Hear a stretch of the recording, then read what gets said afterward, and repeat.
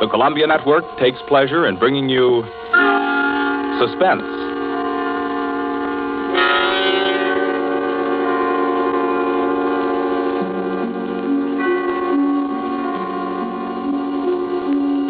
Suspense, a new series of programs with one strict purpose in view, your entertainment. Each week at this time, CBS sets aside 30 minutes to excite you, to mystify you, and on occasion to horrify you with a catalog of the world's great thrillers, dramas from the stage and screen, from fiction and radio, dramas that bring you suspense. This, the second offering of a new series, is a unique one. Certainly, it is one of the very few pieces of suspense literature that somehow manages to tickle your funny bone while busily engaged in tingling your spine. Make no mistake, though, nobody's kidding. CBS presents its adaptation of John Collier's well-known short story, Wet Saturday.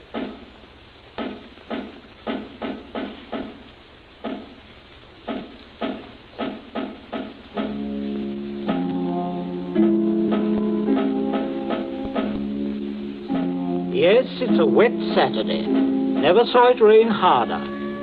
I'm Princey, Frederick Princey, just an ordinary family man. I've a son, a daughter, and a wife. I might be out golfing now if it hadn't been for the rain. I'm Mrs. Princey. I plan to drive over to the nurseries this afternoon for some arbutus.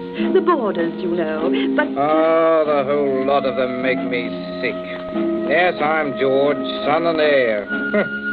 I had a date to go punting. Couldn't find the blasted punt in this weather, so I'm home, too. I'm Millicent. I was going to play croquet. That's how I happened to have a mallet. Yes, that's the Princey family. We find them at home. Mrs. Princey, Millicent, George sprawled on a couch, Mr. Princey biting on a dry pipe. Their living room is dull and overstuffed. Rain beats at the windows. They are any middle-class family at home on a wet day, except for one small item. As you sit with them in the living room, you can see through the door to the sun porch a pair of men's feet, encased in black boots. They look like the feet of a curate. There's a tenseness in the room. The air is charged with excitement, but the feet are very still. Don't keep staring at them. Listen to me, all of you. Don't you see? They'd hang her. That's what they do. They'd hang her. Oh, Fred, it's too awful. Awful? It's catastrophic. A supposedly sweet, gentle, intelligent girl, respected, loved by the whole village, doing a thing like this. Think of the publicity, the disgrace. You think I'm going to resign from the bench, the vestry, sell out and live in some foggy hotel abroad? Oh, no. No, I'll kill myself. I will. Don't be a fool. Any more than you have been, the governor means. Be quiet. Wouldn't be so bad if it were you. Everybody in the village knows you're not responsible. George. Yes? Get off that couch. Sit up on your spine. You might be of a little use here if you could think. Listen, Governor, this isn't my funeral. Oh, shut up. As long as I can remember, George, you've been a trial and a tribulation to me. Oh, I can't stand it. You've got to stand it, my dear. And keep that hysterical note out of your voice. You hear? Yes. We are talking about the weather. Now, George. Yeah? George, if he fell down the old well, say, striking his head several times, what about it, eh? I really don't know, Governor. What about it? Don't be an ass. I'm asking you to think. He'd have had to hit the side several times in 30 or 40 feet and at all the correct angles. No, I'm afraid not. We'll have to go over it all again, Millicent. Oh, no, Father. No. I couldn't. Millicent, we must go over it all again. Oh, Fred, you're torturing her. Oh, face facts, mater. With him lying there, there's no use pretending it's a picnic. They might hang you, Millicent. Oh, stop that shaking. Stop it here. You must stop it. Just keep your voice quiet.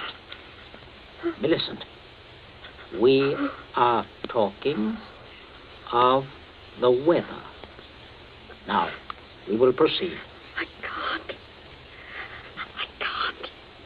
Not with those boots there. Oh, should have thought of those boots, Millie. I'm not moving them. Oh, sit up, George. Stop shuffling your feet. Now, Millicent, look at me. Answer me truthfully, you hear? Answer me. You were in the croquet courts. Yes. Who knew you were in love with this wretched curate? Oh, the whole village. They've been sniggering about it at the pub for 3 years past. What a filthy mess. Millicent, we continue. You were on the croquet court. Yes. You were putting the croquet set into its box. Yes. It was starting to rain. I was carrying the balls and mallets into the sun porch. The box was there. You heard someone enter the garden gate and come across the yard? Yes. Could you see who it was? Oh, not at first. I was going into the sun porch. I threw down all the mallets but the red one and turned around. It was Withers? Yes. So you called him? Loudly? Did you call him loudly? Could anyone have heard? No, Father, I'm sure not. I didn't really call him. I just spoke his name. He saw me as I went to the door. He just waved his hand and came over. How can I find out from you whether there was anyone about? Whether he could have been seen? I'm sure not, Father. I'm quite sure. So, you both went into the sun porch? Yes. It was raining hard then. What did he say? He said, "Hello, Millie," and excuse his coming in the back way, but he set out to walk over to Liston. Yes? And he said, passing the park, he'd seen the house and suddenly thought of me. And he thought he'd just look in for a moment. He had something to tell me. Go on. He said he was so happy, he wanted me to share it. He'd heard from the bishop he was to have a vicarage. And it wasn't only that. It meant he could marry. Then he began to stutter and get all confused. And of course, I thought he meant me. Don't tell me what you thought. Tell me exactly what he said, nothing else. Well, oh, dear. Oh, stop crying. It's a luxury you can no longer afford. Tell me what happened. He said, no. He said it wasn't me. It's Ella Bragdon Davis. And he was sorry and all that. Then he went to go. And then? I went mad. He turned his back. I had the red mallet of the croquet set in my hand. I forgot to drop it in the box when he came. Did you shout or scream?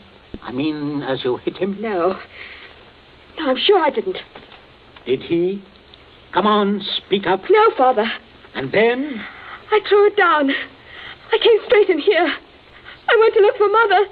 That's all. My poor baby. No one. Leave the child alone, Fred. Not such a child, mater. Millie, I had no idea Keep you had... quiet. I'm thinking. You see, George, he probably told people he was going to Liston. Certainly no one knows he came here, for he didn't decide until he crossed the park. He might have been attacked in the woods. We must consider every detail. A curate with his head battered in. Don't, Father, don't. A curate, head battered in. Now, who would want to kill Withers? Oh, kill Withers? Well, I would with pleasure. How do you do, Mrs. Princey? Captain Smollett. Oh, sit down, pray. Mustn't get up for me, Mrs. Princey. You either, Millicent. My word. Just being neighbourly on a bad day. I wanted to ask you about those dahlia bulbs, Princey. Took a shortcut on account of the rain and walked right in. Knew you wouldn't mind. Oh, he heard you, Father. My dear, we can all have our little jokes. Don't pretend to be shocked. This way, Smollett. This chair, facing the fireplace. Sit down, Mother. Just straightening the curtains to the sun porch, dear. It looks so gloomy out there. Might as well shut the rain out. Just talking about a little theoretical curate killing, Smollett. You know, young people these days like thrillers. Parsonicide. Justifiable parsonicide. Have you heard about Ella Bragdon Davis? I shall be most properly laughed at. Why? Why should you be laughed at, Smollett? No, and a shot in that direction myself. She half said yes, too. Haven't you heard?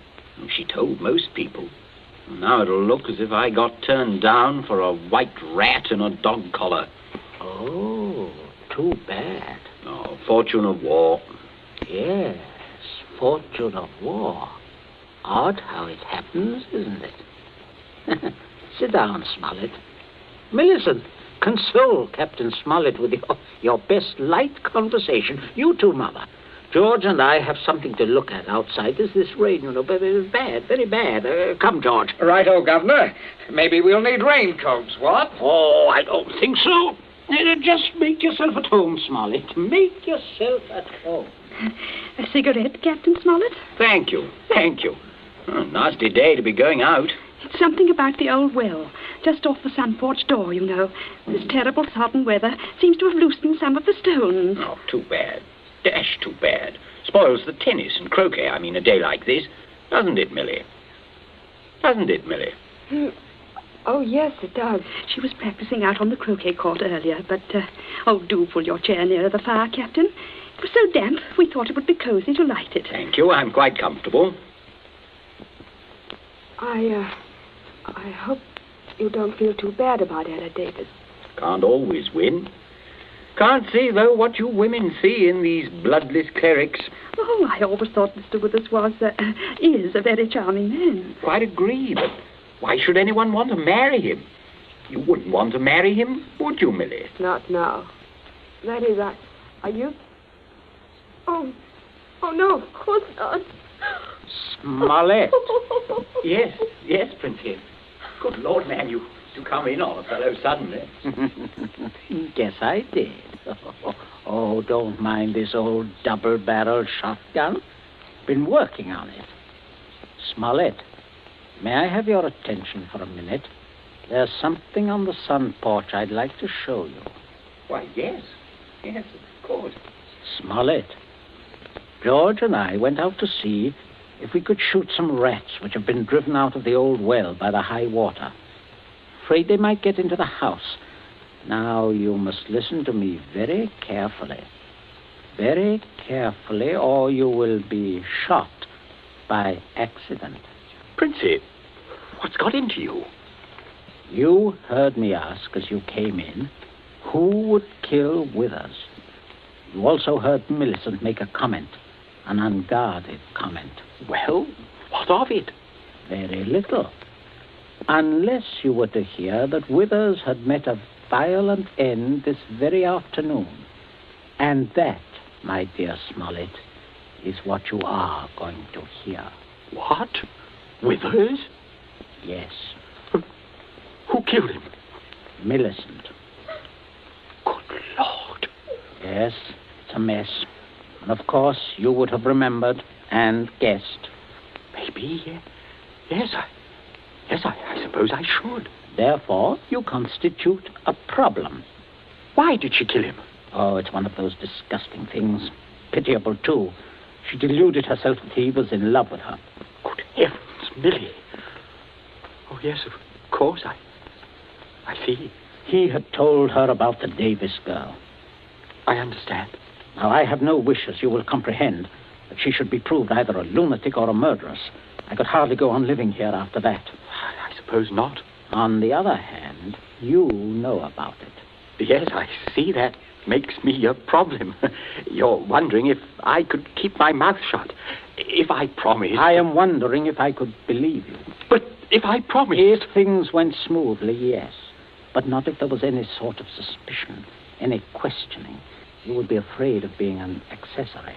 Why, I don't know. I do. What are we going to do? I can't see anything else. You'd never be fool enough to do me in. You can't get rid of two corpses. Oh, I regard it as a better risk than the other. It could be an accident. Or you and Withers could both disappear. There are possibilities in that. Listen, you can't. I can, but there may be a way out. There is. Smollett, you gave it to me yourself. I did what? You said you would kill Withers. You have a motive. Oh, look here, I was joking. Of course you saw that. You are always joking. Listen, Smollett, I can't trust you. You must trust me. Else I will kill you now in the next minute. I mean that. You can choose between dying and living. Go on. Now, there's the old well just outside the sun porch door. That's where I'm going to put Withers. No one outside knows he has come up here this afternoon. No one will ever look there for him unless you tell them. You must give me evidence that you have murdered Withers. I murdered him? Why do you want that? So that I shall be dead sure that you will never open your lips on the subject. I see. What evidence? George, hit him in the face. Sure. George, don't! Keep out of this. Oh, Captain, you should be more careful. Look what your teeth did to my knuckles. Again, George. Okay. Oh, I can't stand it. Oh, how can you? Keep quiet. You women keep out of this. I'm sorry, Smollett, but there must be traces of a struggle between you and Withers. Then it will not be altogether safe for you to go to the police. But can't you take my word, man? I will when we are finished. George? Yes? Get the croquet mallet. Right, Governor. Take your handkerchief to it. In there on the sun porch floor. Yeah. Yes, I got it, Governor. There, Captain. There's the weapon. As I told you, Smollett.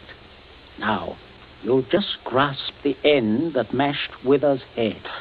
I shall shoot you if you don't. But good Lord, you can't. All right. There. That's it. Now deposit it out by the side of the house, out of the rain, of course. No, wait, George. Yeah? First, you'd better pull a few hairs out of his head and put them under the nails of Withers' right hand. Princey, have you gone mad? Do you know what you're doing? With this gun, yes. Go ahead, George. Sorry to muss your hair up, Captain. Shut up, Smollett. There. That's all we need. Now for Withers, and we'll fix it right up. Be right with you, Governor. Smollett, you may turn around. Withers is just there in the sun porch. Draw back the curtain. Good Lord, Princey. Yes, messy.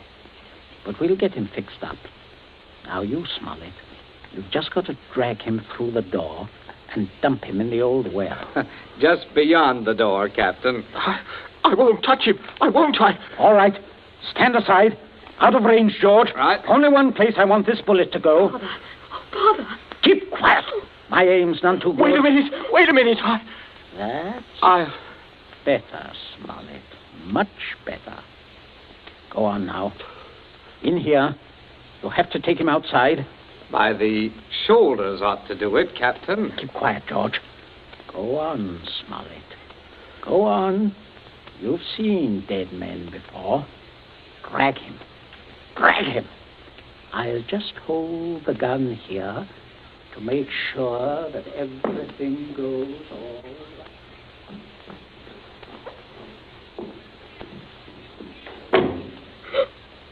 Oh, Mother, come away from the dim window, dear. Don't look. But Captain Smollett. Your father is a very resourceful man, Millicent. I'm sure what he's doing is right. But the Captain. can't stand it. You mustn't question your dear father. I say, are you two still at it? There's enough trouble around here without blubbering. I'm not blubbering, George Princey. So, you see, Smart, everything is perfectly safe. They'll never look in our well. You see how safe it is? I guess it is. Oh, good heavens, man, you're dripping wet. Why didn't you slip your raincoat on? Tea ready, my dear? In just a minute, dear. I'll ring for Bridget. Exactly what you need, Smollett. Cup of tea. Best thing in the world to ward off a cold. Sit down, won't you? Oh, don't mind getting the chair wet. Cigarette? Help yourself. I stick to my pipe, you know. Funny how... Princey, everything's hot, ma'am. Oh, Bridget, yes. Put the tray in front of me here, on the table. Yes, ma'am. That's it. I say, Captain, you've gone and cut your lip. I just knocked it. Oh, how dreadful. Here, Bridget, Yes, give ma'am. the captain this cup. No, thank you. I rather think I'll be running along now, if you don't mind. Why, Captain Smollett, without any tea? If you don't mind, Mrs. Princey, if I could just have my raincoat. Oh, I'll get it for you, Captain. Oh, this is very distressing, Smollett, very. Oh, I'll be all right presently, I'm sure. Here we are now. Let me help you. Oh, thank you, young man. There. Better go out the front way, Smollett. Walk is dry. Oh, let me hold the door for you, Captain. Don't worry, old fellow. Don't worry at all. No, Good afternoon. Nothing serious, I imagine. A little rest and he'll be as right as rain. By the way, Millicent, you're not looking any too well. No, not well at all. I'm sure it was that croak he caught. Being outdoors in weather like this is simply foolhardy. The mater's right, Millie. You saw what happened to Captain Smollett. Oh, come along, dear. I shall give you a hot foot bath and put you to bed. And a couple of days in bed, and you'll be fine again. Get plenty of rest, Millicent, and don't worry about a thing. That's the best cure. Well, I guess I'll have a little rest too, Governor. It's a fine afternoon for a nap. Indeed it is, son. Well, enjoy yourself. I'll see you later. I'll see you all later.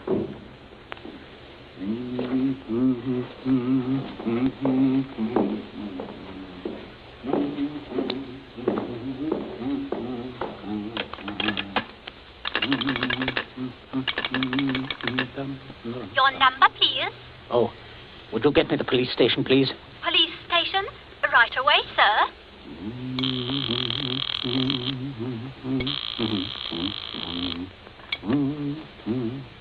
Police headquarters, Sergeant Yancey speaking. Oh, hello, Sergeant. This is Princey of Abbott's Road. I believe you know me. Oh, indeed I do, Mr. Princey. Sergeant, a horrible thing has just happened. Quite extraordinary. Murder, in fact. Murder? I'm afraid it looks rather bad for a close friend of ours, unfortunately. We saw him do it. I think you'd better send someone over right away. Well, our man should be there right about now, Mr. Princey.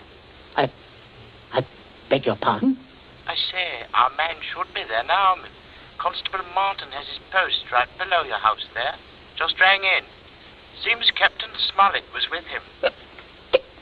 Captain Smollett? He reported some rather queer goings-on at your place, but I certainly didn't understand it was murder. Just don't touch anything, Mr. Princey.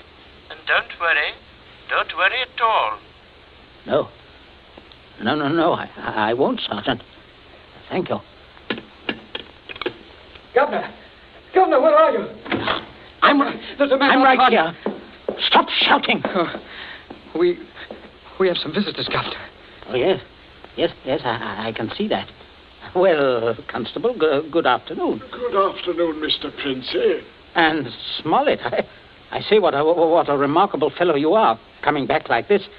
Here to reenact the crime? Only the one against me, Princey. The one against the curate I'll leave to you people. Extraordinary sense of humor. Mr. Princey, I just had a look at what's in your well. Not a pretty sight, that. Not pretty at all. Yes, Captain Smollett was thorough, if nothing else. You saw him when he did it, sir, out in the back? Oh, quite. We were just returning from a walk. Smollett evidently had been laying for the curate, hiding out in those bushes by the road, I imagine. He was never inside this house? Never.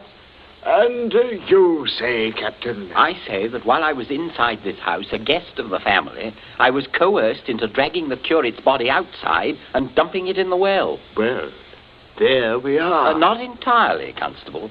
I'll just remove my raincoat. There. And demonstrate how damp I got my clothes when I went outside without it. No.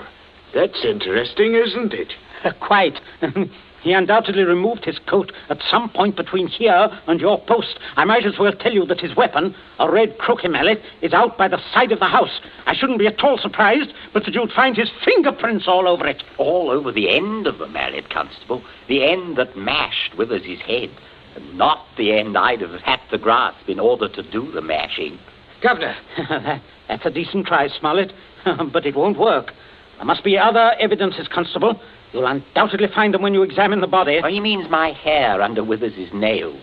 Well, sir, if you look carefully, I believe you'll find a few of my precious hairs under his son's nails, too. Here, what are you trying to... Shut up.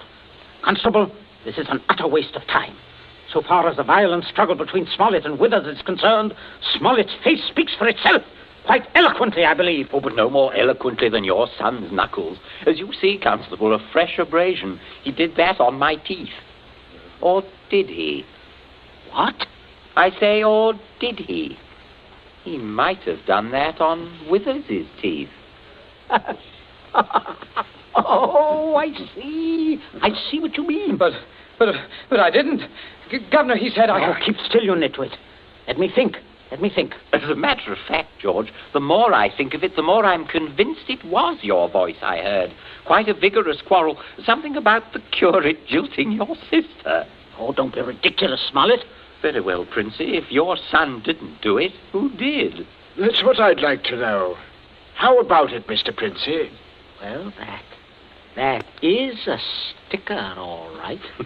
George, my boy, it looks like you're elected. Elected? What do you mean? I didn't do it. Why, I had nothing to do. Keep your mouth shut, will you? I won't. I'm not going to take the blame for her. Millie did it. She did it with that mallet. I saw her. You could prove that? Prove it? Yes. Her fingerprints on the mallet. The handle. Why, George, don't you remember when you made me touch the mallet? When you picked it up with your handkerchief? No, George, I'm sure you wiped that handle clean. Oh, well, I could hardly expect you to remember that if you can't even remember killing the curate. Governor, I told you to keep still. But, Governor, you're not going to turn me over. As long as I can remember, George, you've been a trial and a tribulation to me. Governor, You shouldn't have done it, son. You really shouldn't. No, George, that was definitely wrong. I say, Princey, I think I'll have that cup of tea after all. Nothing like it in weather like this. Wet Saturday, from the short story by John Collier. You have just heard the second in Columbia's new series, a series designed to bring you the best in thrill entertainment. Outstanding dramas from the field of fiction and radio, stage and screen. Dramas of pure suspense.